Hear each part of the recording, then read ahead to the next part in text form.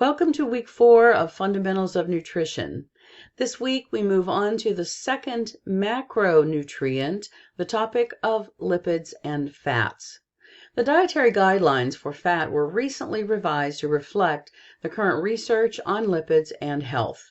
The new guidelines no longer limit the intake of dietary cholesterol, but rather focus on the intake of unhealthy fats, such as saturated fat and trans fat.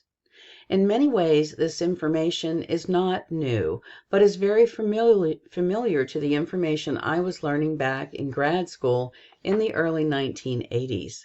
However, over the past 30 years, the research community has had more time to do research and affirm.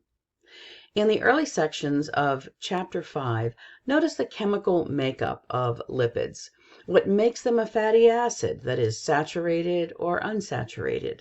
Characteristics that make them less or more desirable in our diet. And unsaturated fats may be monosaturated or polyunsaturated. Some of those polyunsaturated fats are desirable omega-3 fatty acids. That's the fat we find in salmon, for instance. And omega-6 fatty acids found in healthy cooking oils such as safflower oil, sunflower oil, and corn oil.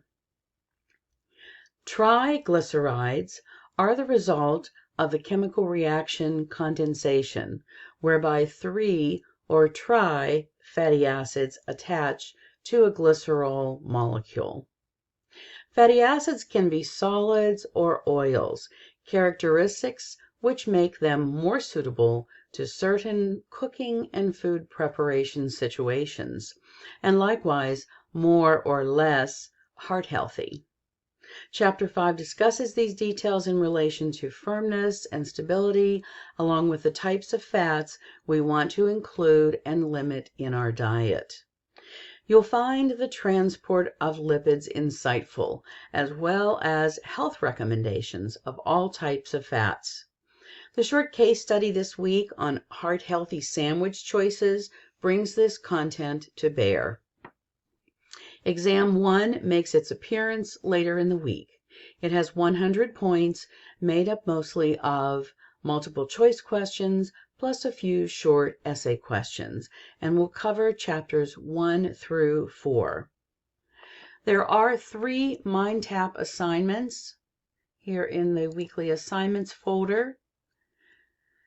Let's see, we have a closer look assignment on types and functions of lipids, debunk the junk, and a short case study that I already mentioned on the heart-healthy sandwich choices.